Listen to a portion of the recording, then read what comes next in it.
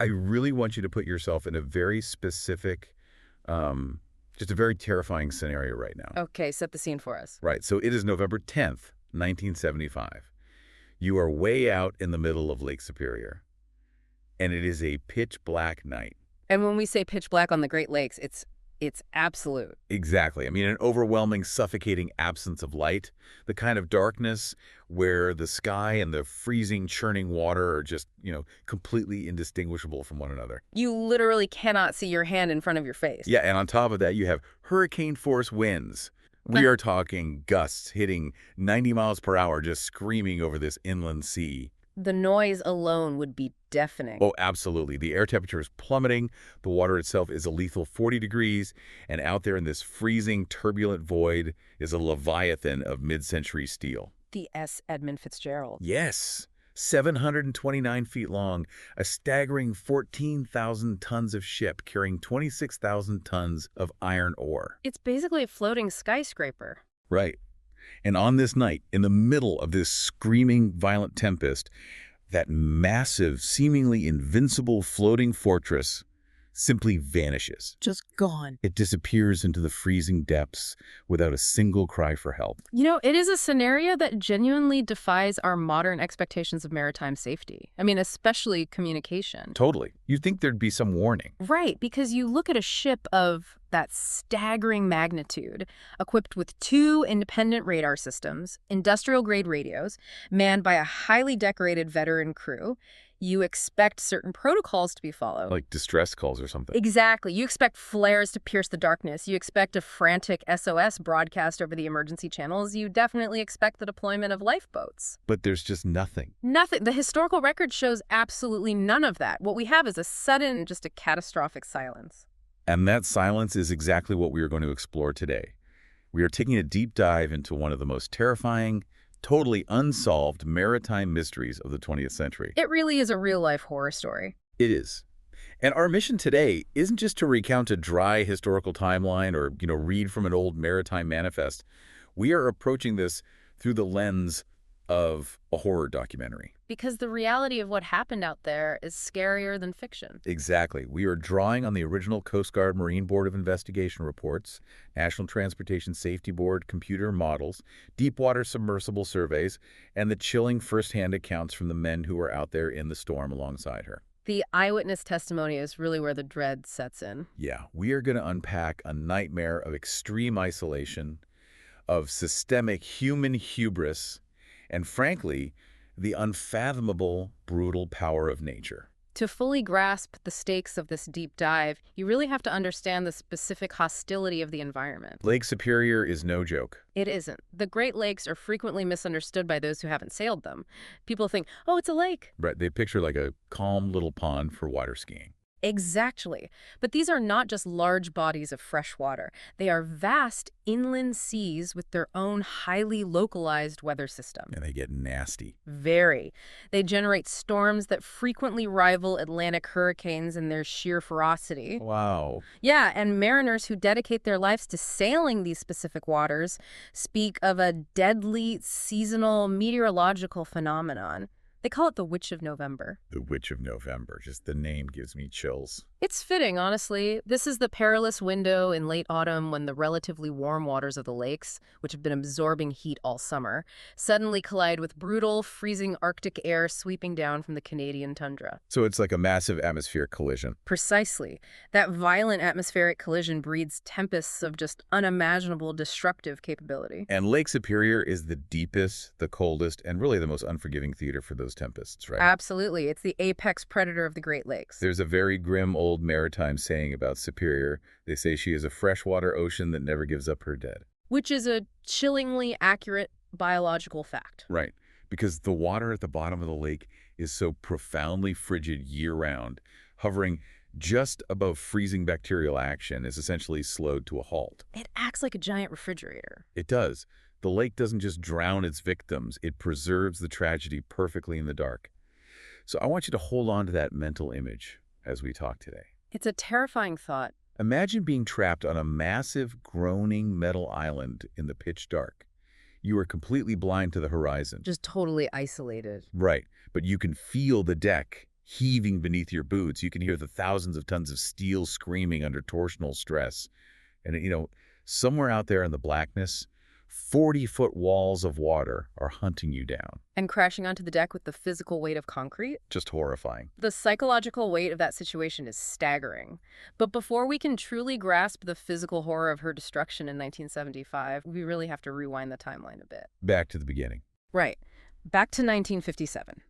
We must look at the birth of this Leviathan because the structural hubris of her creation is intimately tied to the catastrophic mechanics of her end. The late 50s is such a fascinating era to start this story. It really was the golden age of American industrial expansion. Totally. The post-war economic boom in America is in full swing. The automotive industry in Detroit is hungry for steel, and the monumental St. Lawrence Seaway project is nearing completion.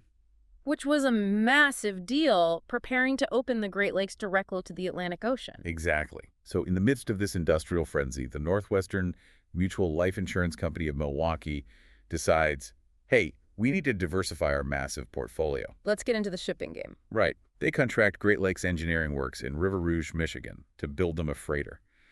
But they don't want a standard vessel. No, they wanted to make a statement. They demand the absolute largest ship legally allowed to fit through the newly constructed locks of the Seaway.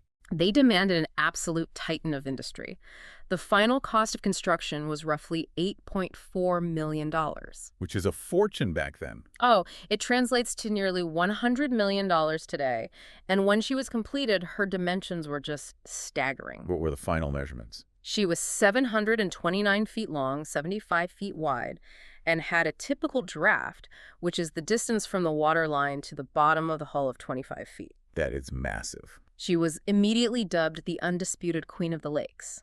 At the time of her launch, she was the largest vessel on the Great Lakes, engineered to the absolute maximum mathematical limits of the physical infrastructure she would have to navigate.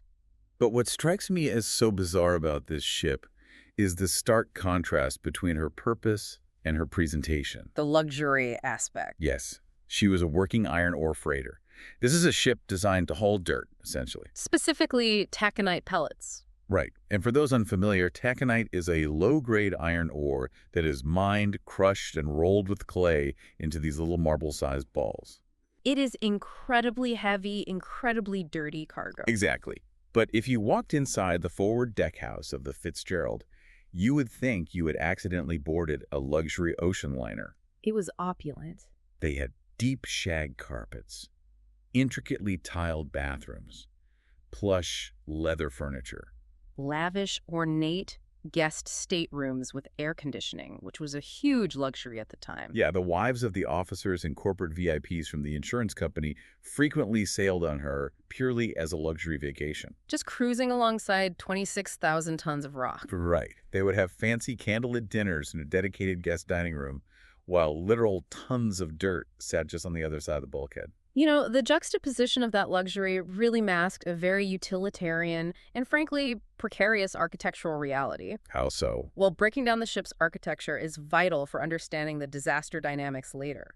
If you envision the ship, it's essentially a massive, elongated, hollow tube. Okay, picture a giant steel tube. Right. At the extreme forward end, you have a multi-story deckhouse where the captain navigates and the deck officers reside. The wheelhouse area. Exactly. And then at the extreme aft end, the back, you have another massive deckhouse containing the engine room, the massive steam turbines, the galley, and the crew quarters. And separating those two structures is this massive exposed flat area called the spar deck, right? Yes. That spar deck was an incredibly long, entirely exposed flat expanse of steel separating the bow and the stern. And on this deck were 21 massive, heavy steel hatch covers. 21 hatches. That's a lot of potential entry points for water. Exactly. Beneath those hatches lay the cargo holds. Now, on paper, the ship's schematics indicated 3 distinct cargo holds. On paper, sure. Right. But in reality, they were only separated by non-watertight screen bulkheads. So, structurally speaking, the entire belly of the ship was one giant, cavernous, hollow space designed to hold 26,000 tons of taconite. I was looking at the cross-sections of the hull, and honestly, it's structurally terrifying. It's an engineer's gamble. I mean, think about it. It is an incredibly efficient design for loading and unloading cargo rapidly via these massive ore chutes. But if the structural integrity of that single hollow space is ever breached, The consequences are catastrophic. yeah, if water finds its way into that hold, it is not contained to one small, manageable section. The entire internal warehouse floods. There are no watertight compartments to save it. It just feels like the ship was fighting a war against the physics of the water from the exact moment the blueprints were drawn. And that fight seemed to carry a heavy psychological omen from the very beginning. The maritime world is notoriously superstitious, right? Oh, deeply superstitious, steeped in centuries of tradition regarding how a ship begins its life. And the launch of the Edmund Fitzgerald on June 8, 1958, was widely considered by the working mariners present to be a remarkably dark omen. The details of the launch are really where the horror documentary tone of the story starts taking shape for me. It really sounds like something out of a movie. It does. They bring out Elizabeth Fitzgerald, the wife of the company president, to perform the traditional christening. She stands before the massive steel bow, swings the champagne bottle, and it bounces off.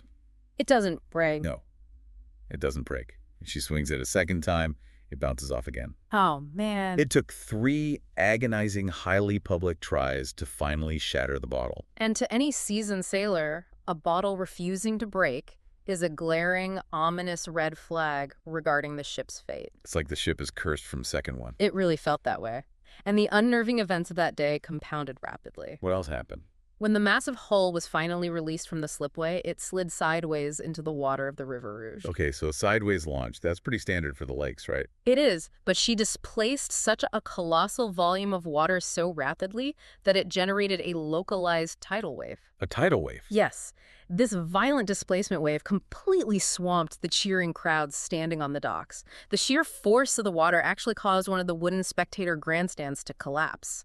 That is insane. People Yeah. must have been panicking. Absolute panic. Then the ship itself seemed entirely out of control. It glided aggressively across the channel and violently crashed into the concrete retaining wall on the far side. So it hits the wall before it even has an engine running. Exactly. And the chaos of that moment resulted in a genuine tragedy before the ship even officially entered service. This part always gets me. A spectator actually suffered a fatal heart attack amidst the panic of the grandstand collapse and the swamping. A man died at the christening. It is an incredibly eerie start to a ship's life. It really is. A dark cloud hung over her from day one. But despite that deeply ominous beginning, the Fitzgerald actually goes on to have an absolutely glorious, dominant career. She was the pride of the American side. She really was. For 17 years, she is the undisputed workhorse of the Great Lakes. She is the first vessel to carry over 1 million tons of ore through the Soo Locks in a single season. Just constantly setting tonnage records. Right, and immediately breaking her own records the next season and routinely winning corporate safety awards. Which brings us to the deceptive calm of November 8th and 9th, 1975. The calm before the ultimate storm. A localized weather system is about to demonstrate how quickly human engineering can be rendered totally irrelevant. So we move to her final voyage, November 9th. The Fitzgerald is docked in Superior, Wisconsin. Loading up her cargo. Yeah, the massive ore chutes are roaring, pouring 26,116 tons of those taconite pellets into her cavernous hold. A massive payload. The weather that day is beautiful, just a gorgeous, crisp autumn afternoon on the lake. They pull away from the dock at 2:15 p.m., bound for a major steel mill on Zug Island near Detroit. And at that exact same moment, the catalyst for her destruction is quietly forming almost 1,000 miles away. Down in Kansas, right? Yes. A seemingly typical, unremarkable, low-pressure system is brewing over the plains of central Kansas. So how does a Kansas storm sink a ship on Lake Superior? Well, the initial meteorological models, which, you have to remember, in 1975, relied heavily on localized barometric readings, and pretty rudimentary satellite data projected that this storm was going to track northeast. Okay, so heading toward the lakes. Heading that way, yes, but critically, the National Weather Service models predicted it would pass well south and east of Lake Superior. The lake was supposed to remain entirely unaffected. So the captains think they're completely in the clear. Exactly. And out on the water, the Fitzgerald isn't alone. Right, she has company. She is joined on her eastbound route by another massive freighter, the Arthur M. Anderson, commanded by Captain Bernie Cooper. And Captain Cooper is about to become the primary, really helpless witness to this entire nightmare. He is. Now, the Fitzgerald is commanded by Captain Ernest McSorley, a highly respected 44-year veteran of the lakes who was actually preparing for retirement. Oh man, he was so close to finishing his career. It's tragic. So these two veteran captains are in casual radio contact, making excellent time across the water. But then, the atmospheric dynamics of that Kansas storm undergo a radical shift. The Witch of November wakes up. Exactly. The storm system takes a sudden, sharp, deeply problematic hook to the north. Why is that hook so dangerous? If you analyze the meteorology of the Great Lakes region, storms that generate out of the southwest and hook north, a process meteorologists sometimes refer to as explosive cyclogenesis, are universally feared by lake mariners. Explosive cyclogenesis. That literally sounds like a bomb going off in the atmosphere. It effectively is. The system rapidly intensifies as it pulls freezing air down from Canada and moisture up from the Gulf. The path alters entirely, placing the deepest part of the low-pressure center directly over central Lake Superior. So it's a direct hit. A direct hit. The National Weather Service realizes the profound error in their initial modeling. They quickly issue gale warnings, and by 2 a.m. on November 10th, they escalate those to outright storm warnings, predicting sustained winds of 48 to 55 knots. Wow, okay. So it's the middle of the night. You have these two veteran captains, McSorley on the Fitz, Cooper on the Anderson, monitoring the radio. They're watching the barometer just plummet. Right. They look at the drop in pressure, they hear the updated storm warnings, and they make a critical navigational decision. They have to change course.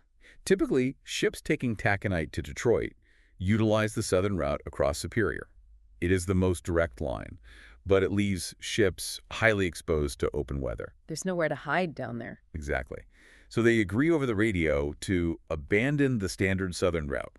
Instead, they opt for the longer northern route, hugging the jagged Canadian coastline. And I want to point out, the logic here is universally recognized as sound. It makes total sense. You use the massive Canadian landmass to shield your ships from the worst of the incoming northerly winds. It was standard, prudent operating procedure for a storm of this escalating magnitude. But things start feeling off pretty quickly, don't they? What is fascinating, and deeply tragic in retrospect, is how the sensory environment on the ships begins to alter as the pressure drops. The crew starts noticing it. Yes. The crews are ordered to batten down. Deckhands are out in the freezing wind, manually securing the heavy metal clamps on the 21 hatches of the spar deck. That's back-breaking work in the cold. It is. And you have survivor accounts from the crew of the Anderson describing the ambient noise of the ship changing.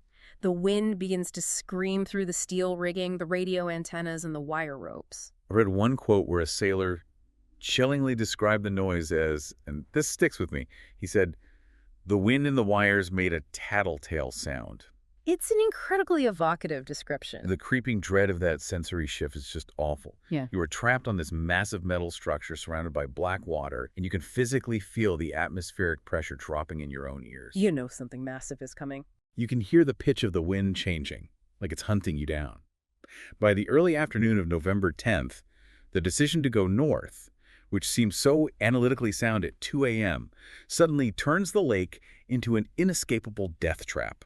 The storm system moves over the lake, and the physics of the localized storm system take over. So what exactly happens with the wind? By Monday afternoon, as the low-pressure center tracks directly across the lake, the wind violently shifts direction. It ceases blowing from the northeast and suddenly starts blowing out of the northwest. And it picks up speed. It doesn't just blow, it explodes into sustained hurricane force. We're talking sustained winds with recorded gusts exceeding 90 miles per hour. I was looking at the geographical map of Lake Superior to understand why that wind shift was so lethal. The geography is everything here. Right. If you are hugging the Canadian shore and the wind is coming from the north, the land protects you. It blocks the wind. But the moment the wind shifts and comes out of the northwest, it is no longer blowing off the nearby shore.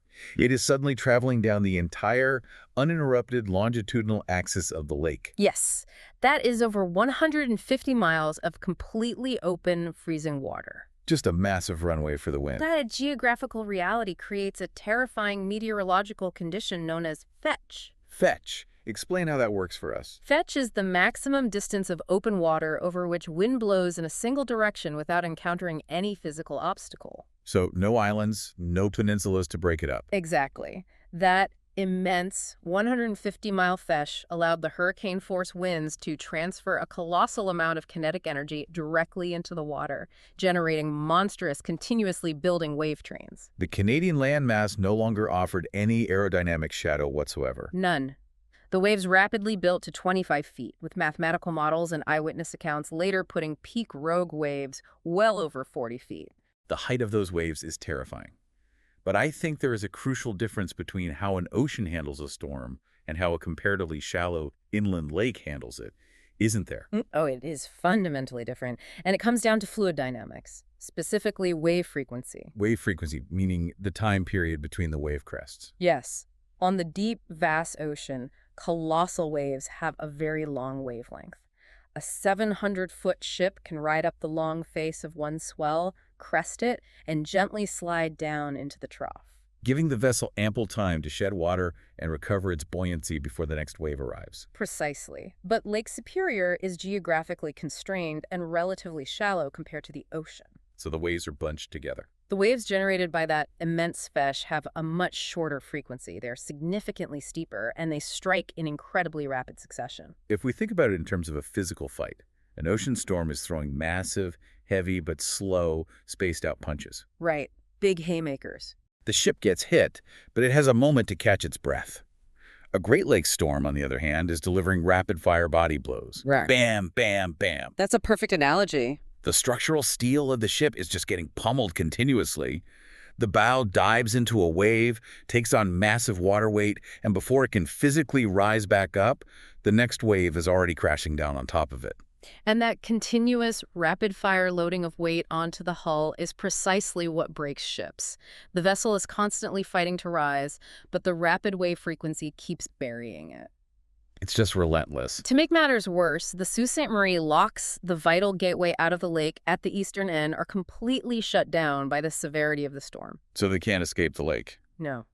The only potential refuge left for these two massive ships is a sheltered area called Whitefish Bay, protected by a spit of land called Whitefish Point. But they are still 90 brutal miles away from that shelter. 90 miles in a hurricane might as well be 1,000. And this is where the turning point of the tragedy occurs. It is 3:10 p.m. on November 10th.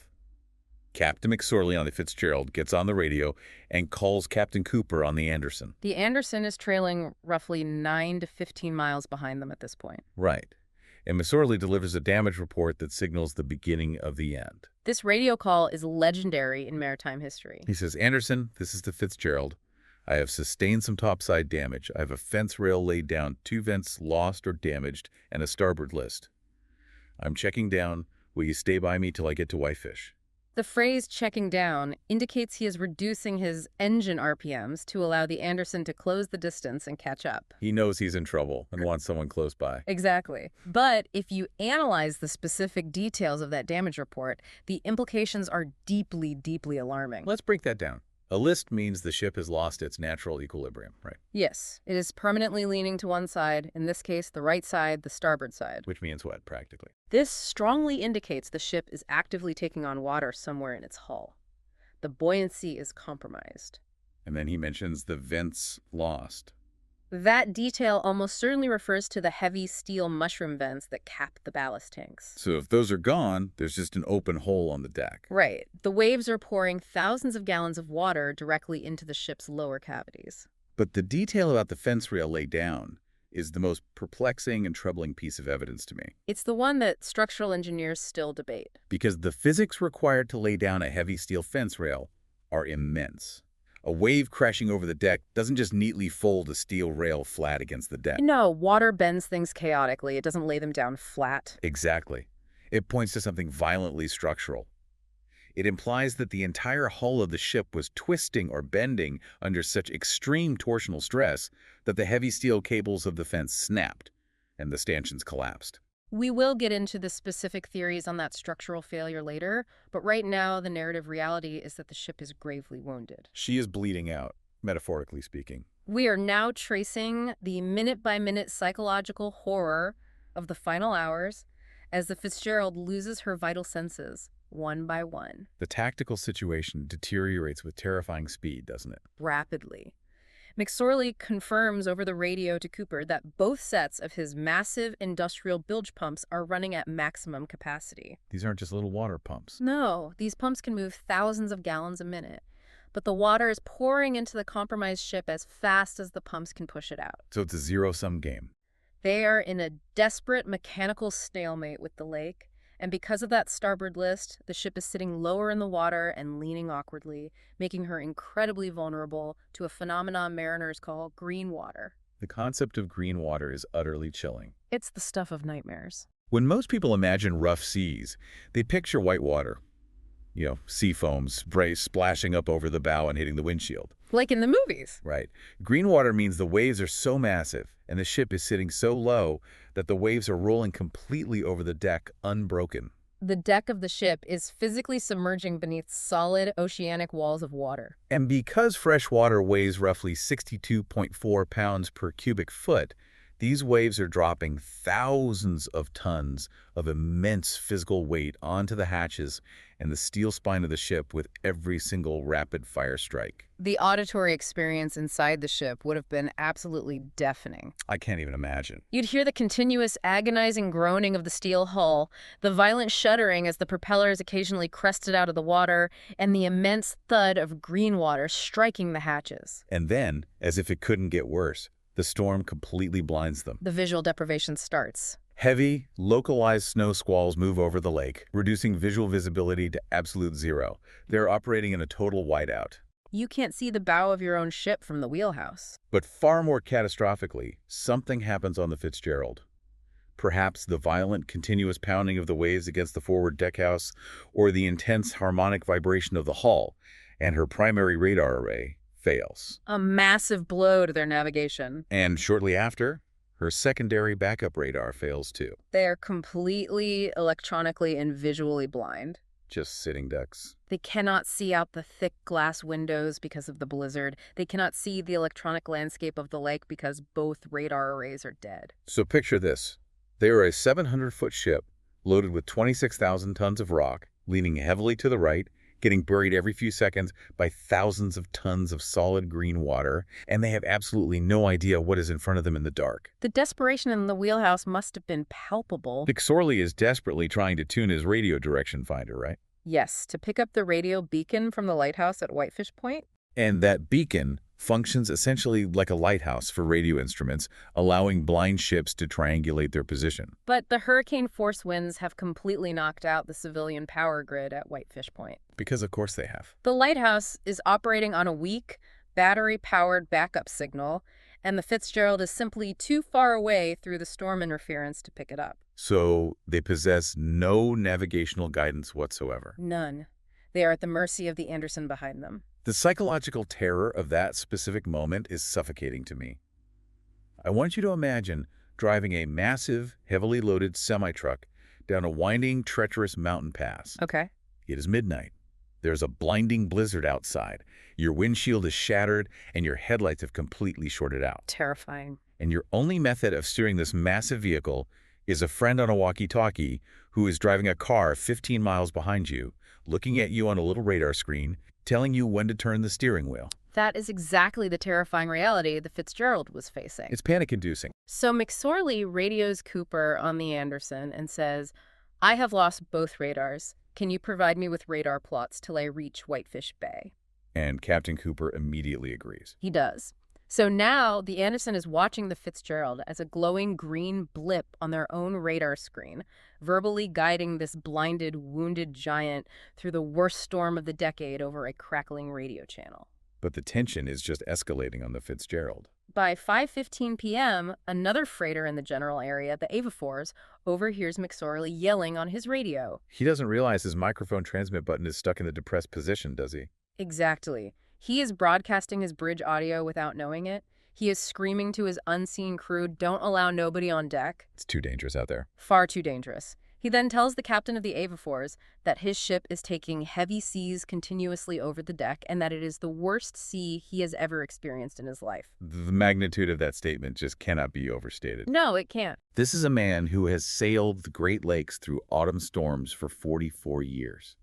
He's seen everything, and he's calling this the worst. The margin for error has completely evaporated at this point. It is around 6:30 p.m. The Anderson, which is tracking the Fitzgerald's radar blip 15 miles ahead of them, experiences a terrifying physical anomaly of its own. An anomaly that, based on wave dynamics and timing, likely sealed the ultimate fate of the Edmund Fitzgerald. Tell us what happened to the Anderson. Captain Cooper on the Anderson recounted in official hearings that around 6:30 p.m., his ship was suddenly and violently struck from behind by two monstrous anomalous rogue waves. Just out of nowhere. He estimated these waves to be between 35 and 40 feet tall. They were so massive and contained so much kinetic energy that they completely submerged the Anderson's aft deckhouse. Which is the entire back building of the ship. Yes. The waves rolled like a solid wall of water completely across the long spar deck and buried the forward bow completely underwater. Cooper testified that they were the biggest, most terrifying seas he had ever seen in his entire career. And if we look at the horrifying physics of the situation, the Anderson and the Fitzgerald are on the exact same navigational heading. And the Anderson was hit first. Which means those two 40-foot rogue waves didn't just dissipate into the lake, they kept rolling. They were moving at an estimated 25 to 30 miles per hour, heading directly toward the limping, leaning, blinded Edmund Fitzgerald. This brings us to a terrifying wave dynamic recognized by marine scientists, often referred to in Great Lakes lore as the Three Sisters. The Three Sisters. The Three Sisters is a specific anomaly of constructive interference, where wave trains from slightly different directions merge to create three massive, localized rogue waves in quick succession. Three waves. Yes, Yeah. and the timing of the wave periods is the lethal factor here. The ship cannot physically shed the thousands of tons of water from the first wave before the second one strikes. Right. And it cannot recover its buoyancy from the second before the third one hits. It's the rapid-fire body blow analogy we used earlier, Yeah. but now it's a heavyweight champion throwing the punches. Precisely. If those massive rogue waves that buried the Anderson caught the Fitzgerald from the stern, and remember, the Fitzgerald was already sitting dangerously low in the water due to the flooding in her ballast tanks. She's already crippled. The dynamic would be apocalyptic. The first 40-foot wave would completely bury the long deck. Before that massive volume of water could drain off the scuppers, the second wave would crash down, exponentially compounding the immense physical weight pressing down on the ship. And if there was a third wave in this sequence... It would drive the heavily loaded, heavily flooded bow straight down into the lake bed. So at 7:10 p.m., the first mate on the Anderson calls the Fitzgerald for a routine navigational radar check. Just a standard check-in. He tells McSorley there's a ship ahead of them, but that they will pass safely. And then he casually asks, by the way, how are you making out with your problem? And McSorley utters his final recorded words. He says, we are holding our own. Some accounts from the wheelhouse say he added the phrase, going along like an old shoe, which is a comfortingly mundane mariner phrase, meaning things are stable and under control. We are holding our own. 7:10 p.m. Shortly after that transmission, the Anderson's radar screen began getting heavily cluttered by the immense, chaotic wave action. A phenomenon radar operators call sea return, right? Yes. The waves were so high they were actually bouncing the radar waves back, obscuring the targets on the screen. The Anderson's crew switched the radar to a different setting to try and clear the interference. And between 7:15 and 7:30 p.m., the blinding snow squalls finally broke. Visibility improved. The crew of the Anderson could actually physically see the silhouette of the shoreline and the lights of other ships safely anchored in Whitefish Bay ahead of them. They can physically see the shore lights. They can see the anchored ships. But they look out the wheelhouse windows into the dark space between their ship and the shore.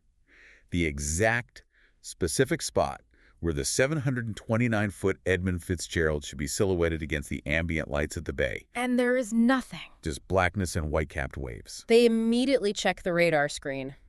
The glowing green blip that had represented 29 living men and 14,000 tons of steel was completely gone. There were no distress flares fired into the sky. None. There was no desperate SOS transmission over the emergency radio channels. It was instant. The suddenness of the disappearance is what haunts me the most. It is profoundly shocking. To go from a calm, professional, we are holding our own, to completely vanishing off the face of the earth in a window of less than 10 minutes. When you force yourself to think about what that means for the crew, they were likely actively fighting the flooding, running the massive pumps, perhaps believing the worst was behind them, and they were actually going to make it to the safety of Whitefish Bay. They were 17 miles away. So close. And then, the utter horror of those final violent seconds. The realization as the bow pitches down into the deep trough of a massive wave and the green water just keeps coming up the glass of the wheelhouse windows. The terrifying realization hits them that the ship isn't coming back up. It just keeps diving. The physical violence of that final plunge would have been catastrophic. We will examine the forensic physics of the wreckage shortly, but in that specific moment, at roughly 7:30 p.m., Captain Cooper is left entirely alone in the howling hurricane, staring at an empty radar screen. Cooper desperately gets on the radio.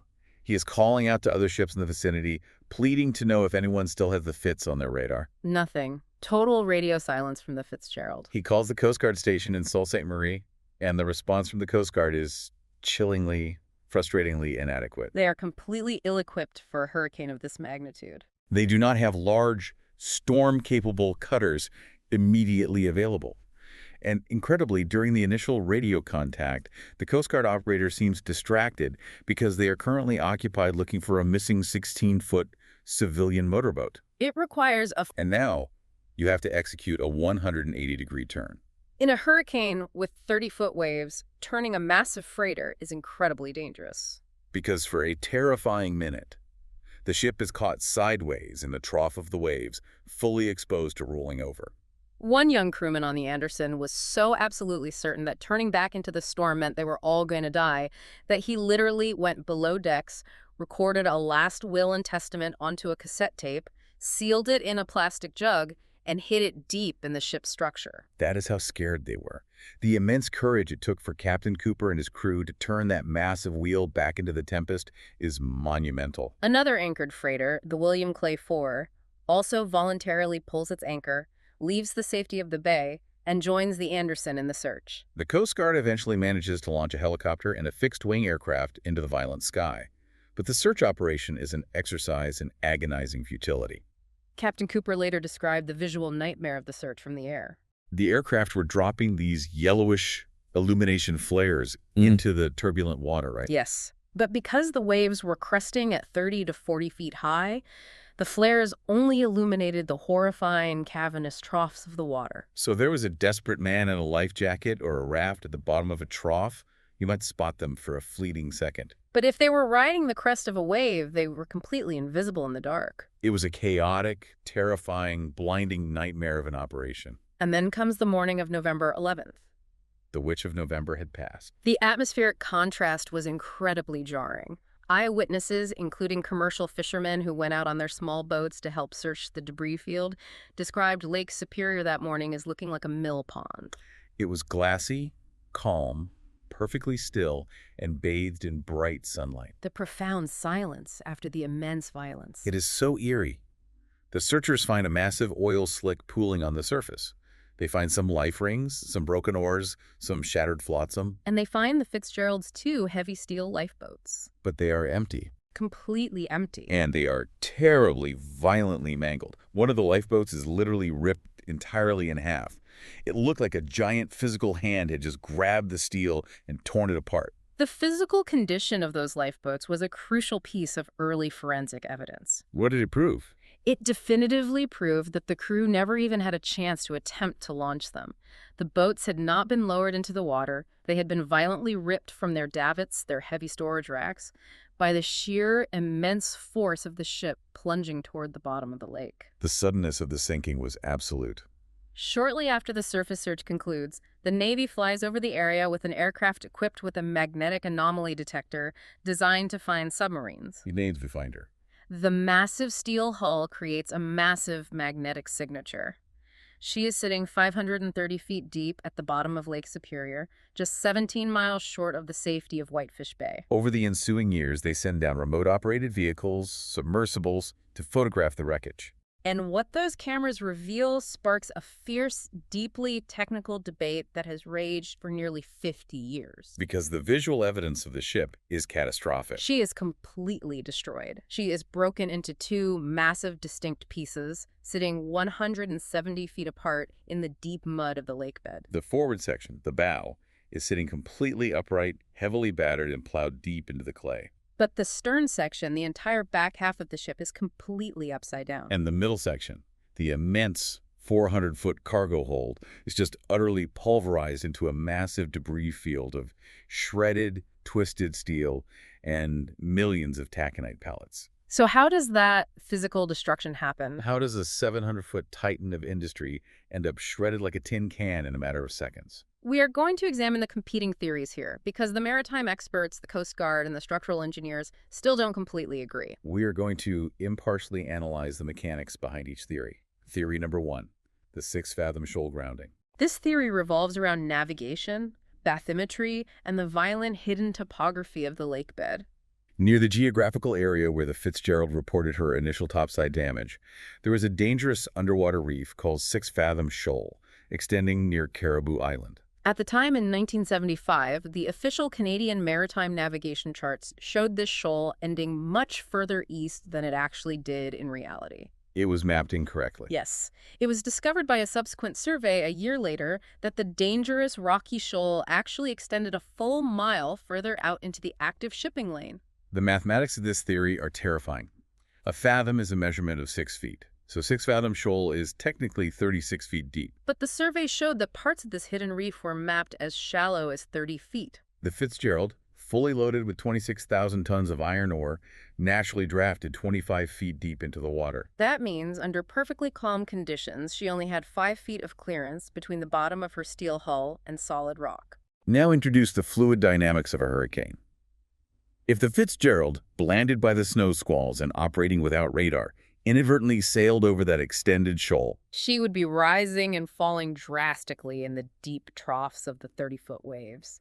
as the massive ship plunged downward into the trough of a waves, her massive steel belly could slam directly onto the jagged rocky reef with the force of tens of thousands of tons. This grounding would cause a structural nightmare known as hogging, wouldn't it? Yeah, where the middle of the ship's hull is violently pushed up by the rock, arching the long spine of the ship like a frightened cat. And remember that highly unusual radio call from McSorley at 3:10 p.m., "I have a fence rail laid down." Captain Cooper firmly believed that a wave of water couldn't neatly lay down a heavy steel fence rail. But if the massive spine of the ship was violently bent over a rocky reef, the tension on the deck would be immense. That fence rail cable would stretch to its limit, snap under the tension, and the stanchions would violently collapse flat onto the deck. This grounding event would have caused catastrophic structural damage to the hull plates, opening up the bottom of the ship, leading to that immediate starboard list and the uncontrollable flooding. It is an incredibly compelling theory that accounts for the specific damage reported by McSorley.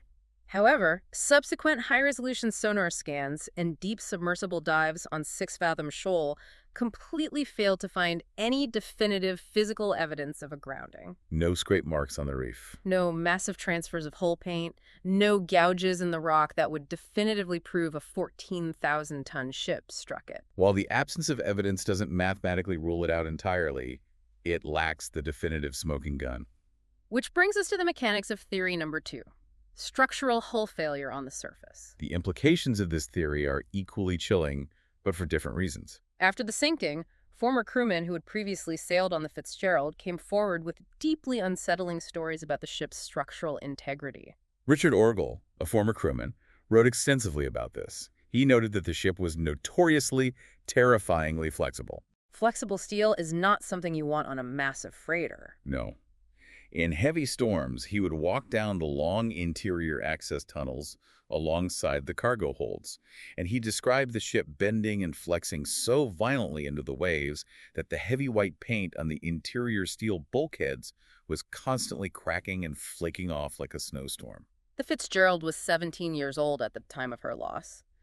In freshwater, which doesn't corrode steel like saltwater, that is not an extraordinarily old ship.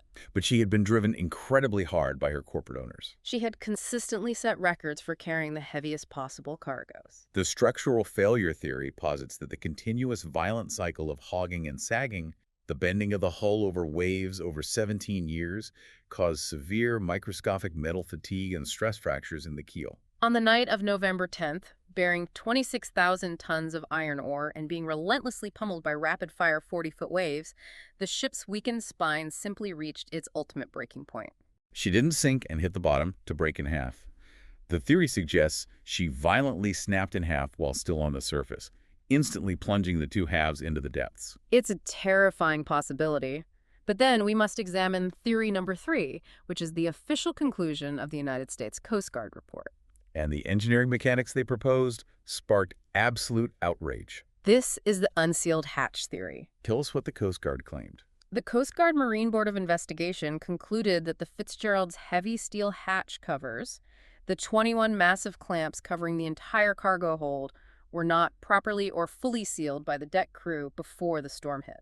They theorized that as the immense weight of the green water washed continuously over the spar deck, water slowly seeped through the unsealed hatch gaskets. This slow, continuous intrusion of water slowly turned the massive pile of taconite ore in the hold into a massive, heavily saturated sponge. The crew, entirely unaware of this slow, hidden flooding beneath their feet, kept sailing until the ship simply lost so much vital buoyancy that it nosedived into a wave and couldn't recover.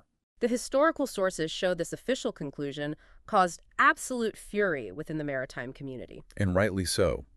The families of the victims and the Lake Carriers Association felt the Coast Guard was blatantly victim-blaming dead men who couldn't defend themselves, all to cover up the Coast Guard's own systemic bureaucratic failures. Because the economic context of the 1970s is crucial here. Earlier in the Fitzgerald's career, the Coast Guard legally altered the ship's load line. Under intense pressure from the steel industry to maximize profit margins, they legally allowed the ship to ride over 3 feet lower in the water than her original engineers designed her for.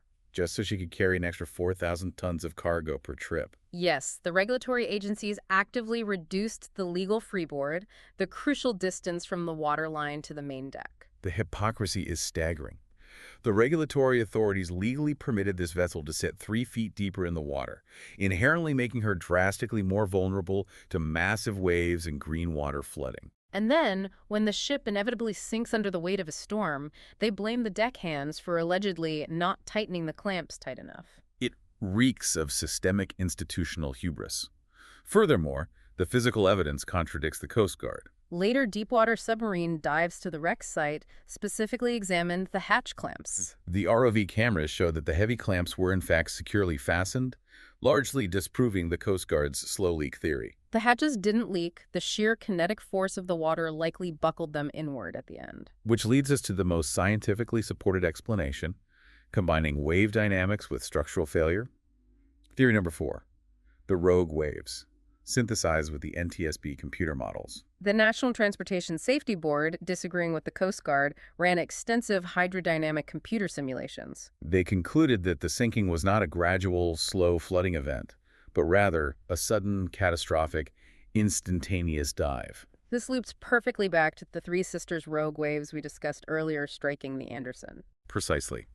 The NTSB hydrodynamic model suggests that the Fitzgerald was already sitting dangerously low in the water due to the reported topside damage and the uncontrollable flooding in the ballast tanks. When those immense rapid-fire rogue waves that had just cleared the Anderson rolled over the Fitzgerald, the sheer unimaginable physical weight of thousands of tons of solid water pressing down on the forward spar deck forcefully pushed the bow straight down. The depth of the lake at that specific location is 530 feet. The ship itself is 729 feet long. As the heavy bow plunged straight down and violently slammed into the thick clay of the lake bed, the buoyant stern of the ship was actually still up at the surface. The sheer physics of a 700-foot ship acting like a lawn dart into the mud. It is apocalyptic. The mechanical forces at play in that millisecond are difficult to comprehend. The massive kinetic torque of 26,000 tons of taconite cargo violently shifting forward, combined with the bow hitting the bedrock while the stern was still being tossed by the wave action at the surface. It snapped the massive steel keel in half instantly. The stern section briefly bobbed on the violent surface for a few moments, rapidly spilling its cargo into the abyss before it rolled over, lost its air pocket, and plummeted upside down, landing 170 feet away from the bale. It was an event of total, instantaneous annihilation. It is genuinely hard to wrap your mind around the sheer violence of those final seconds.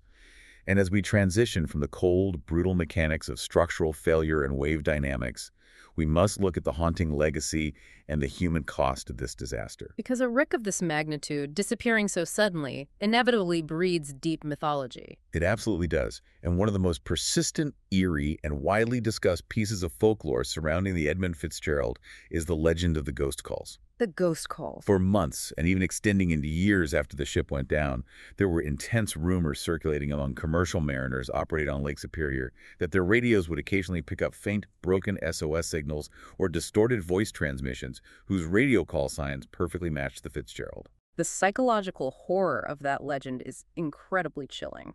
The idea of this ghost ship, trapped in the freezing dark 500 feet below, with the crew still desperately trying to call for help through the water. Now, looking at this impartially and factually, we know from the exhaustive official investigations that no distress call was ever broadcast by Captain McSorley. The loss of the vessel was simply too sudden to even reach for the microphone. From a purely scientific and meteorological standpoint, what these radio operators were likely experiencing was an atmospheric phenomenon known as anomalous propagation. Anomalous propagation. What does that mean? In certain extreme weather conditions, specific atmospheric layers can act like a mirror, trapping and bouncing VHF radio waves from incredibly distant, entirely unrelated sources. Making them sound eerie, highly distorted, and geographically out of place. Exactly. It is atmospheric interference. The science explains it, but you have to admit, the phenomenon perfectly fits the terrifying, isolationist mythology of Lake Superior. It is the maritime equivalent of a modern campfire ghost story. But what truly cemented this specific tragedy into global pop culture wasn't just the unsolved mystery, it was the translation of that mystery into music. Just weeks after the disaster occurred, Canadian folk musician Gordon Lightfoot read an incredibly evocative magazine article detailing the sinking. He was so profoundly moved by the atmospheric dread of the story that he wrote and recorded The Wreck of the Edmund Fitzgerald. It was released in the summer of 1976 and became a massive, chart-topping hit. The lyrics are hauntingly accurate to the sensory atmosphere of the storm, even if some of the granular historical details hadn't been fully investigated by the NTSB yet. The lyrics perfectly capture the dread. The lake, it is said, never gives up her dead when the skies of November turn gloomy. That song functioned as a cultural monument. It ensured that the 29 men who died were not just forgotten statistics filed away in a Coast Guard cabinet. And we absolutely cannot let them remain just numbers in this deep dive. We have to highlight the human cost. These were real people, with families and futures trapped in an inescapable nightmare. The historical records give us glimpses into who they were. Men like First Mate John McCarthy, who was 62 years old. He was known affectionately among the crew as the Peacemaker, a good-natured, highly experienced veteran who kept morale high during the grueling, monotonous weeks on the water. Or consider Carl Hallel. He was a watchman hailing from Ashtabula, Ohio. He was only 20 years old, the youngest guy on the ship. He was working the grueling shifts on this massive freighter simply to save up money for college tuition. He loved music, and his ultimate dream was to be the leader of his own band. And Edward Bendham, the assistant engineer working down in the deafening noise of the engine room. He was 47. His 25th wedding anniversary was rapidly approaching, and before embarking on this final voyage, he had ordered a custom diamond ring as a surprise gift for his wife. After the ship went down and he was lost to the lake, the jewelers ensured that the ring was delivered to his grieving widow. It is a deeply heartbreaking detail, the life violently interrupted.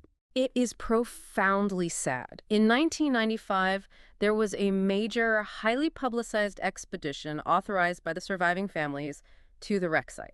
It had a very specific, solemn purpose: to recover the ship's bronze bell. Using a specialized atmospheric diving suit called a newt suit, a diver went down into the crushing pressure 530 feet to the battered bow of the ship. They used a specialized torch to cut the bell loose from the wheelhouse. And there is video footage of this moment. As the bell is slowly hoisted up and finally breaches the surface of the water, a massive, distinct air bubble escapes from beneath the dome of the bell. It was an incredibly evocative, almost supernatural visual. Because of the shape of the bell, that specific pocket of air had been trapped inside the bronze dome since the violent plunge in 1975.